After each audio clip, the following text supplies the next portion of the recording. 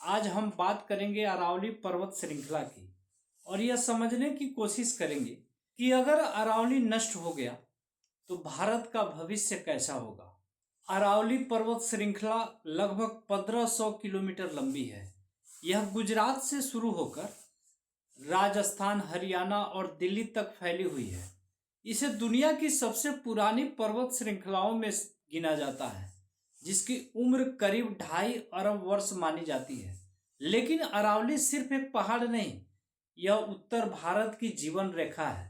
सबसे पहले बात करते हैं पानी की।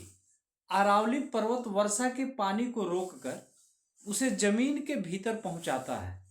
इसी वजह से राजस्थान और हरियाणा जैसे सूखे इलाकों में भी भूजल बना रहता है। अगर अरावली नष्ट हो गया तो भूजल का स्तर तेजी से गिर जाएगा। कुएं, तालाब और बोरवेल सूख जाएंगे। दिल्ली, हरियाणा और राजस्थान भीषण जल संकट का सामना करेंगे। भविष्य में पानी सोने से भी महंगा हो सकता है। अब बात करते हैं रेगिस्तान की। अरावली पर्वत थार रेगिस्तान और उत्तर भारत के बीच एक प्राकृतिक दीवार की तरह खड़ा है। यह रेगिस्तान को फैलने से रोकता है।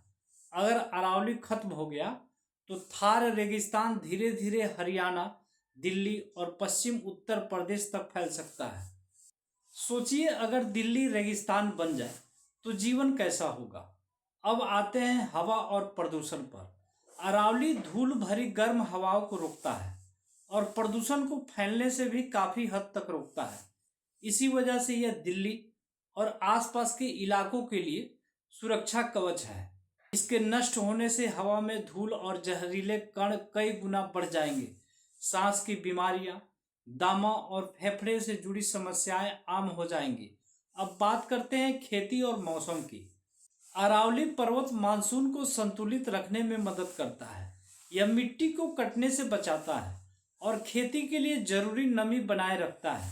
अगर अरावली नहीं रहा तो बारिश अनियमित हो जाएगी, फसलें खराब होगी, किसानों को भारी नुकसान होगा और देश में खाद्य संकट पैदा हो सकता है। अरावली केवल इंसानों के लिए ही नहीं बल्कि हजारों जीव जंतुओं का घर भी है। यहाँ तेंदुए, हिरन, सैकड़ों पक्षी और अनगिनत पेड़ पौधे पाए जाते हैं। अरावली के खत्म होने से जंगल नष्ट होंगे, जानवर शहरों में घुसेंगे और इंसान जानवर के बीच संघर्ष बढ़ेगा।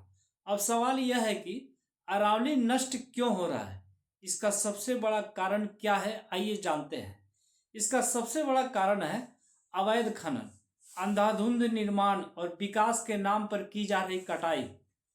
हम धीरे धीरे अपनी ही सुरक्षा दीवार को तोड़ रहे हैं। अगर समय रहते अवैध खनन रोका जाए, अरावली को संरक्षित क्षेत्र घोषित किया जाए और बड़े पैमाने पर वृक्षारोपण किया जाए तो इसे बचाया जा सकता है। याद रखिए, अगर अरावली बचेगा तो पानी बचेगा, हवा बचेगी और हमारा भविष्य बचेगा। अगर आपको यह जानकारी जरूरी लगी हो तो इस वीडियो को साझा करें ताकि ज़्यादा से ज़्यादा लोग जागरूक हो सके, क्योंकि प्रकृति बचेगी तभी मानव बचेगा। तो दोस्तों, जानकारी कैसा लगा कमेंट में ज़रूर बताएं और हमारे चैनल को सब्सक्राइब करके बेल आइकन जरूर दबाएं। मिलते हैं अगली वीडियो में, तब तक के लिए धन्यवाद।